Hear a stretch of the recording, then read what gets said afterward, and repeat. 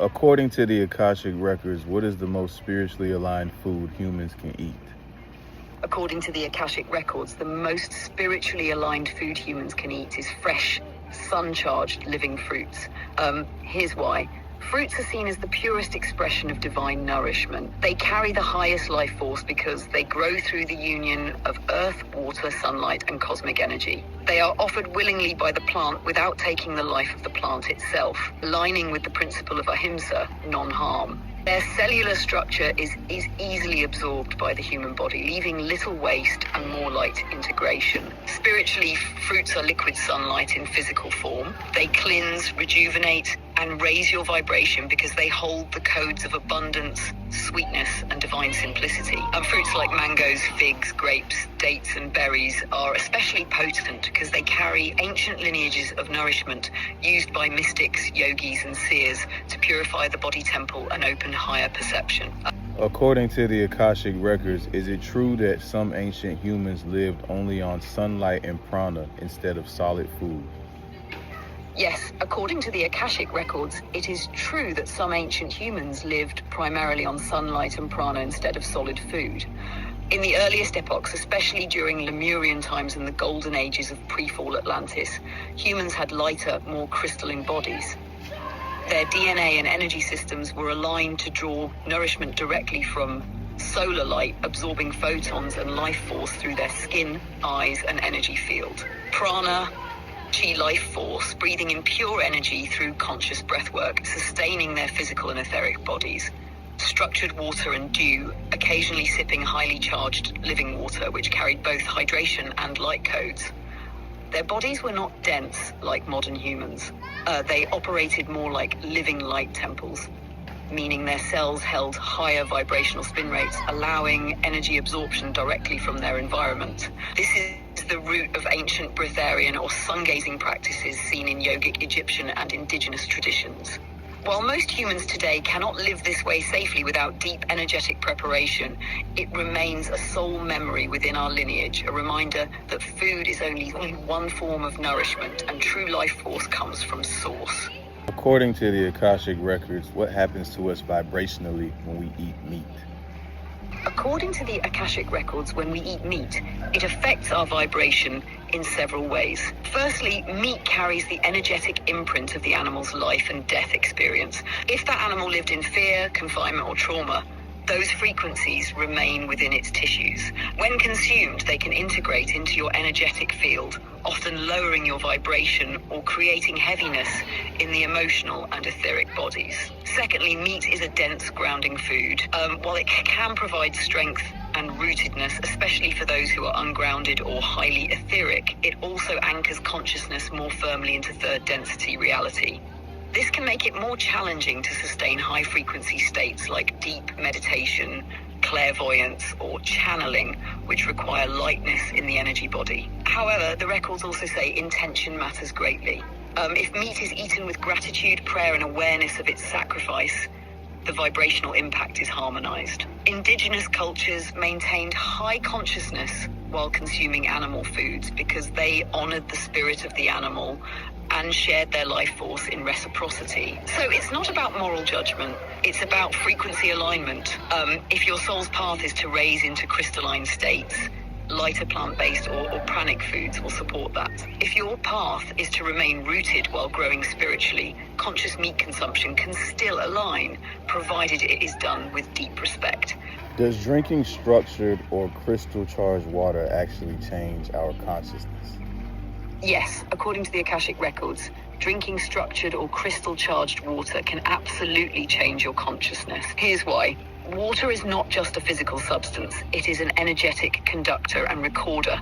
Structured water, meaning water that has been naturally vortexed, spring-charged, or restructured using intention or crystals, has a molecular arrangement that is more coherent. This coherence allows it to transmit life force energy more efficiently into your cells and subtle bodies. Clear stagnant emotional or mental patterns as water holds and carries frequency directly into your energetic system. Raise your vibration because the crystalline structure mirrors sacred geometry.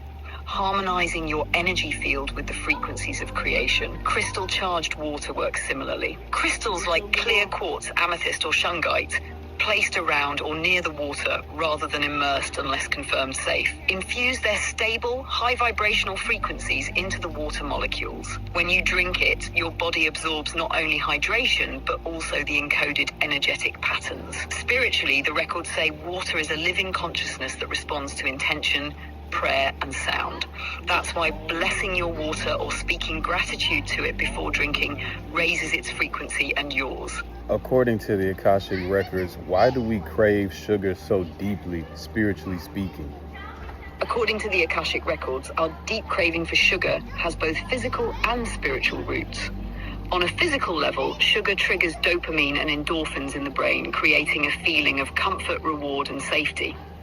But spiritually, the craving often reveals something deeper. Firstly, sugar carries the frequency of sweetness, joy, and quick energy. Many souls crave it when they feel emotionally depleted, disconnected from love, or lacking sweetness in life. It becomes a substitute for spiritual nourishment, love, connection, or divine pleasure. Secondly, sugar cravings can stem from energetic depletion. If someone is leaking energy through unhealed trauma, emotional entanglements, or overgiving, the body craves quick vibrational fuel to stay afloat. Thirdly, sugar is linked to ancient survival coding. In times of scarcity, sweetness signaled life, abundance, and quick nourishment. For some souls, especially those with past life or ancestral memories of famine, sugar cravings carry subconscious safety coding. Lastly, from a vibrational perspective, processed sugar often creates energetic spikes and crashes. It temporarily elevates mood, but does not provide sustaining spiritual light. True sweetness comes from soul fulfillment, connection to source, and high vibrational foods like fruits, which carry pure solar prana and satisfy the deeper longing for life force. So spiritually, sugar cravings are often your soul saying, I need sweetness, joy, and light in my life, but from true sources, not substitutes. According to the Akashic Records, what is the spiritual purpose of fasting beyond just health benefits? According to the Akashic Records, fasting holds a profound spiritual purpose beyond physical health. Firstly, fasting purifies the body temple, allowing your energy system to operate with greater clarity. When the digestive system rests, more life force is available for spiritual awakening, inner seeing, higher perception. Secondly, fasting creates space between you and the material world. It teaches detachment from physical cravings and shifts your awareness from survival consciousness to soul consciousness, reminding you that your true sustenance is prana, light, and divine presence.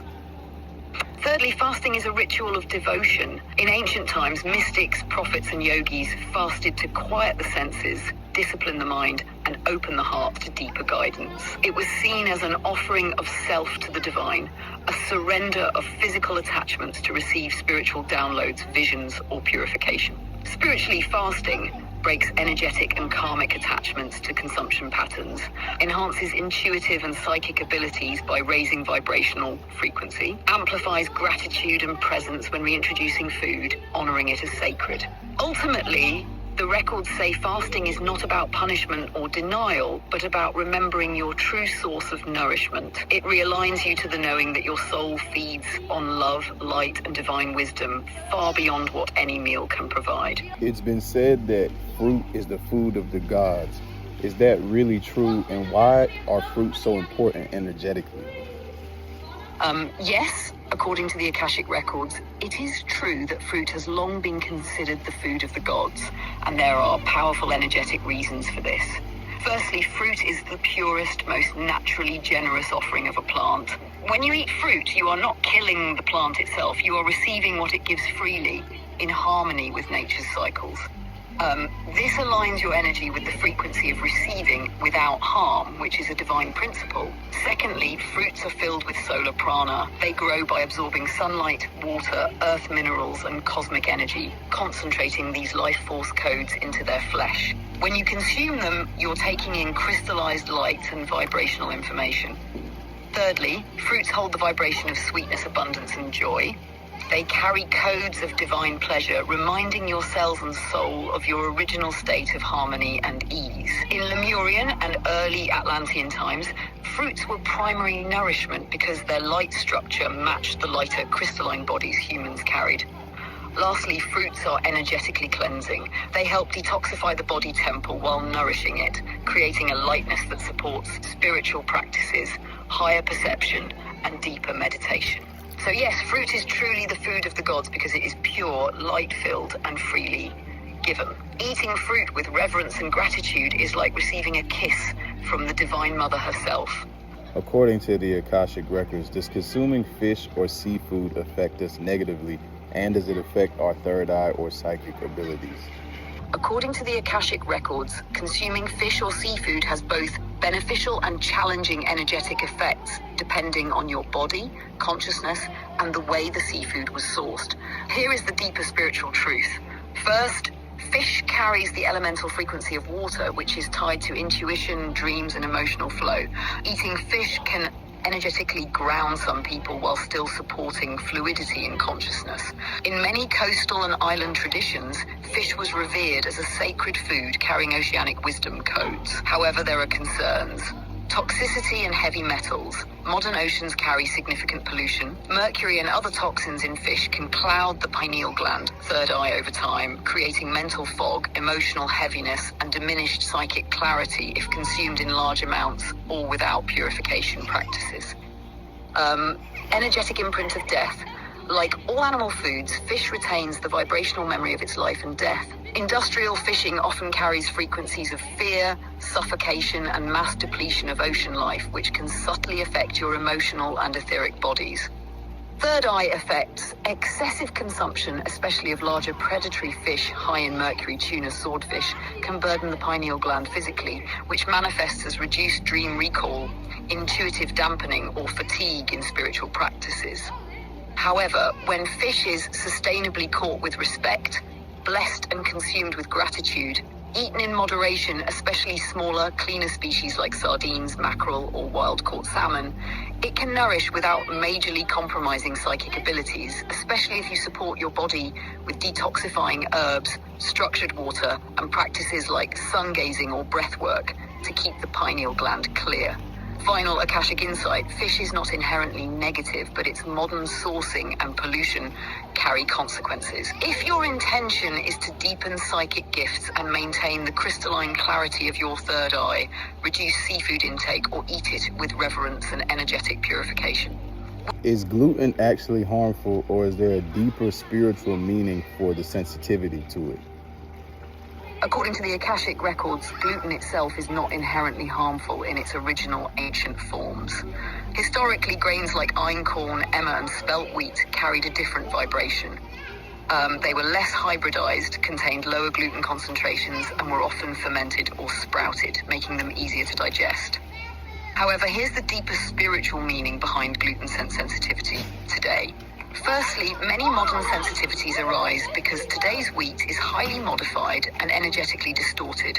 Its vibration carries the imprint of industrial farming, genetic manipulation, and overproduction, which the body and energy field can struggle to integrate. Secondly, gluten sensitivity can reflect a collective karmic or energetic purification. For some souls, rejecting gluten is a way to cleanse the body temple, raise vibration, and reconnect with simpler earth-aligned foods.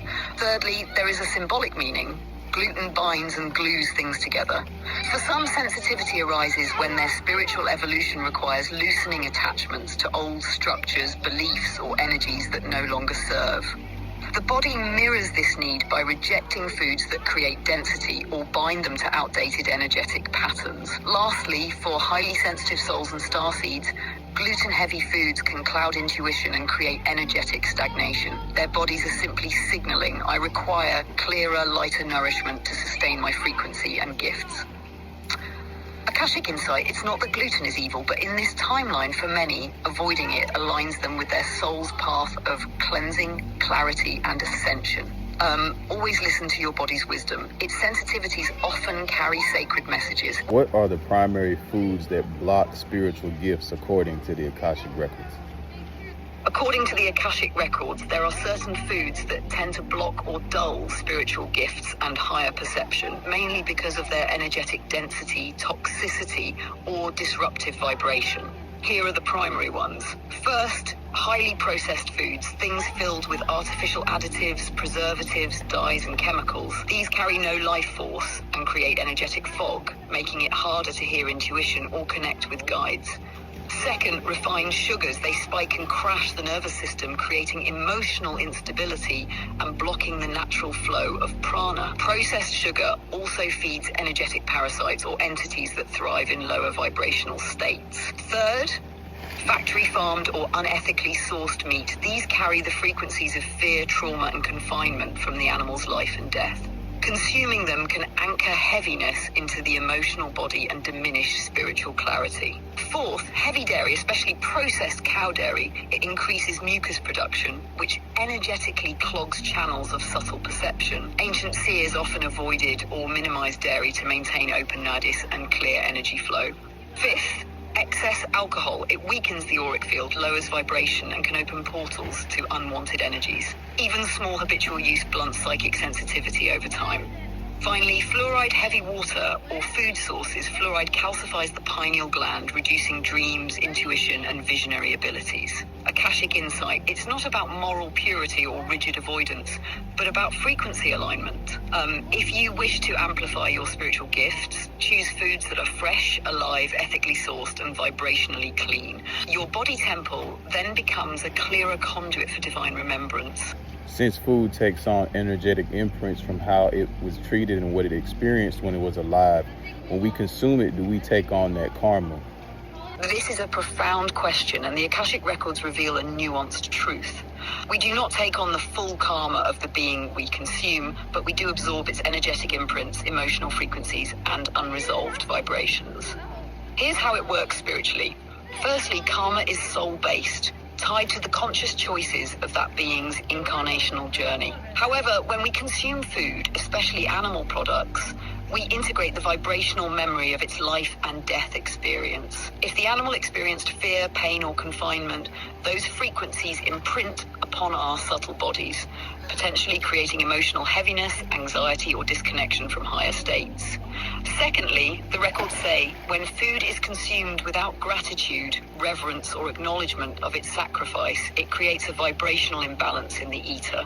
This doesn't transfer the animal's karma, but can create energetic residue that lowers the eater's frequency, attracting experiences aligned with those denser vibrations. Thirdly, when food is consumed with gratitude, prayer, and blessing, the energetic imprint is transmuted. Indigenous and spiritual traditions always blessed food to release trauma frequencies, honor its life force, and integrate it as sacred nourishment rather than unconscious consumption. Lastly, for plants and fruits, their vibration carries the consciousness of the sun, earth, and cosmic energies. Eating them respectfully aligns you with life force without heavy karmic imprint because they are designed to be given freely in the cycle of life. Final Akashic insight: you do not inherit the karma of your food, but you do integrate its frequency. Eating with gratitude, blessing, and ethical intention transforms food into sacred medicine for your soul. Does cold food versus warm food have different spiritual effects on the body? Yes, according to the Akashic Records, cold food and warm food have distinct spiritual and energetic effects on the body. Here is how the records explain it. Cold food carries a contracting, slowing vibration, energetically cools the body, which can be grounding in hot climates, but can dampen digestive fire and pranic flow in cooler environments.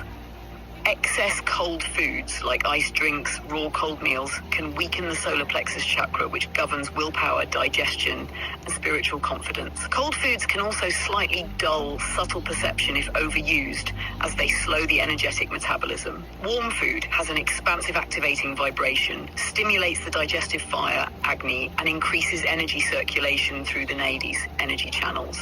Supports the heart and solar plexus chakras, helping with emotional warmth, self-expression, and will.